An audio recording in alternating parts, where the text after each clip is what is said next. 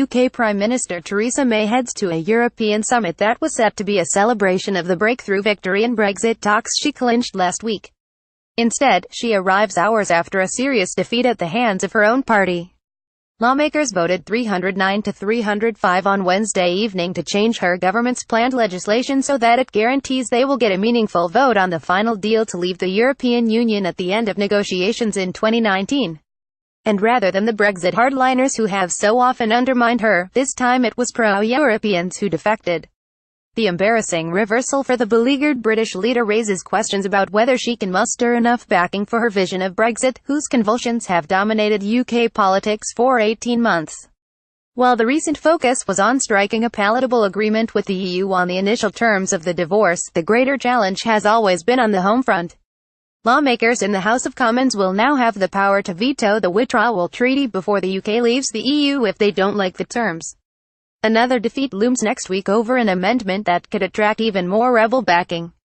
She has come back to earth with a bump after her success of last week, said Mij Rahman, a politicalist at Eurasia Group in London. This vote increases the prospect of the Commons rejecting May's deal next October or November. May made a personal plea in Parliament for colleagues to support her. Ministers spent the day proposing concessions aimed at buying off rebels, including a last-minute offer to come back with a new text. That was met with cries of "too late" in the chamber, before her authority took another knock. The pound paired early earns after the vote. Softer option: few people expect May to lose her job. What becomes more likely is that the UK will leave the EU in less dramatic fashion than some of May's ministers wanted and company executives had warned about, the no-deal or cliff-edge scenario. It points more toward a so-called soft Brexit that keeps Britain more in step with the EU, albeit with more twists and turns to come. The country voted 52% to 48% in June 2016 to abandon the bloc it joined in 1973, but a majority of lawmakers wanted to remain. They acknowledged the popular will by passing the motion to trigger the legal mechanism to leave, though exactly how to do it became the focal point of the argument. The legislation May wanted to push through would have given her government sweeping powers to start implementing Brexit without parliamentary approval. May had argued that anything else would threaten the orderly and smooth Brexit she wants. While Guy Verhofstadt, the European Parliament's chief Brexit negotiator, praised British democracy, Justice Minister Dominic Raab called it a fairly minor setback. He told the BBC that it won't frustrate the Brexit process. Divorce deal May defied expectations last week and brought home a divorce deal after managing negotiations on the apparently intractable issue of the open border between the UK province of Northern Ireland and the Republic of Ireland. Read more: why Ireland's border is Brexit's vexing puzzle. An agreement was reached on the divorce bill and the rights of EU citizens so that talks could move on to a future trading relationship. Her team even boasted of winning concessions on the role of the European Court of Justice, which is toxic to Eurosceptics.